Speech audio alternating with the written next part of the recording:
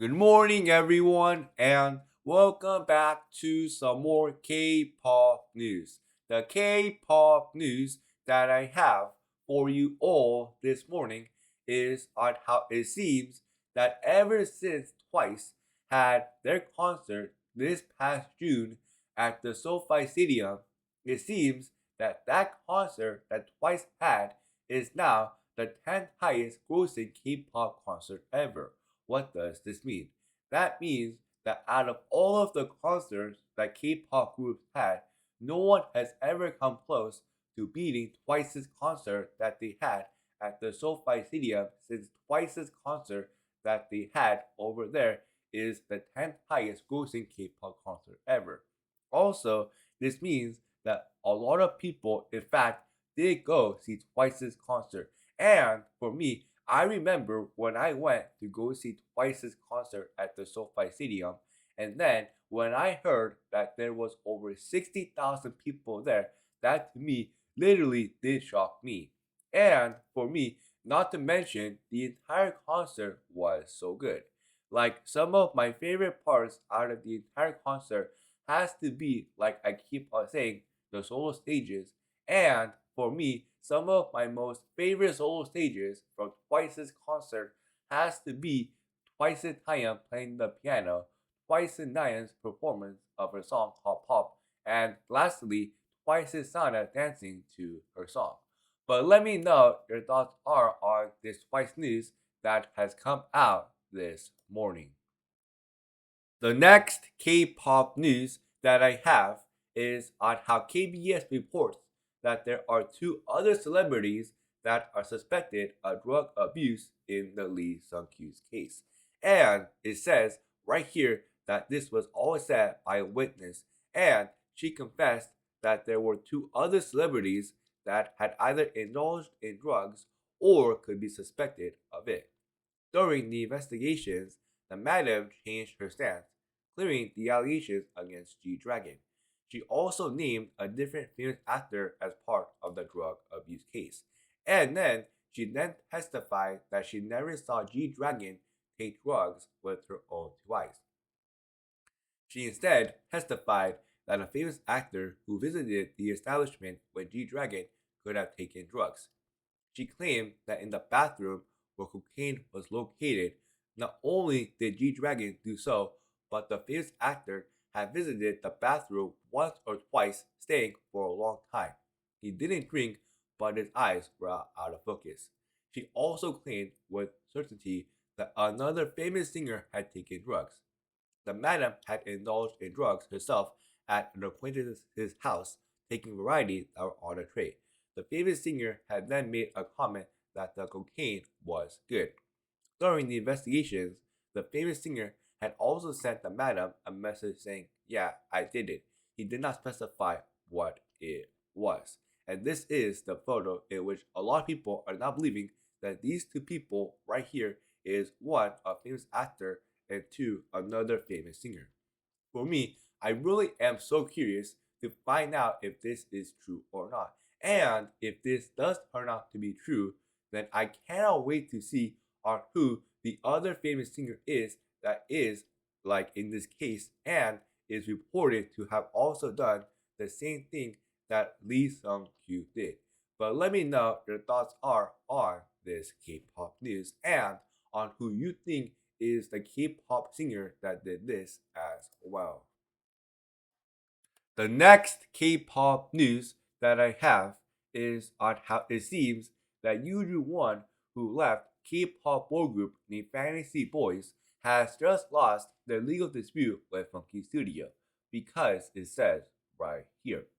On November 24th, the Seoul Western District Court Civil Division's 21st rejected Yuju One's request for the suspension of the effectiveness of the exclusive contract against Monkey Studio. And one of the main reasons on why they said that is because it says right here. There is no specific agreement regarding the exclusive contract. And they go on to say right here. Between the creditor and the debtor, there's only an abstract agreement in which the creditor agrees to participate in the debtor's incubating system for 5 years and performed entertainment activities, entrusting management and agency rights to the debtor. And so, because of that, this is the main reason on why he had lost the case. But if you're all wondering on what had happened in the past, well, it says right here.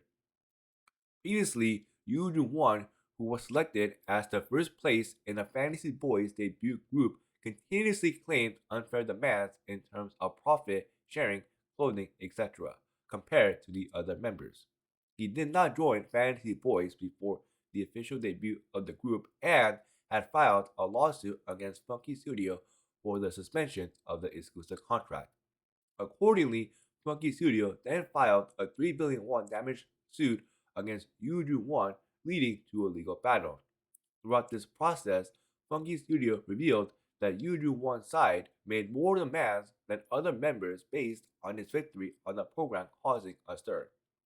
With Yoo Jung-won's loss in the legal dispute with Funky Studio, he will ultimately have to bear the legal costs and lawyer fees, making this case the worst litigation case inside of the K-pop industry. But let me know your thoughts are on this news. Who do you think should have won this lawsuit? Do you think that the company should have won this lawsuit, or do you think that Yoo Jung-won should have won this lawsuit instead? The next K-pop news that I have is on how it seems that SM Entertainment has officially announced its plans to hold a two-night SMTOWN live concert in Japan this upcoming February. The upcoming shows, which will be held on both February 21st and 22nd, will mark the first SMTOWN live concert at the Tokyo Dome since their last concert last year in 2022. Also, this concert that SM is planning to have will feature a very big lineup of SM groups including Hot, Kanta, TVXQ, Super Junior, Girls' Generation members named Taeyeon and Hoyeon, Red Velvet, NCT 127, NCT Dream, Wavy, aespa, Rise, and NCT New Team. And if you thought that this was the only thing that was going to happen, well, it seems that you are wrong. Because in addition to performances by each of the groups, the upcoming concert will also include special collaboration stages by members of different groups. For me, I cannot wait to see the collaboration stages. Because for me, I always love to see different members from different groups come together to collab to perform one song that is very good. But let me know down in the comments.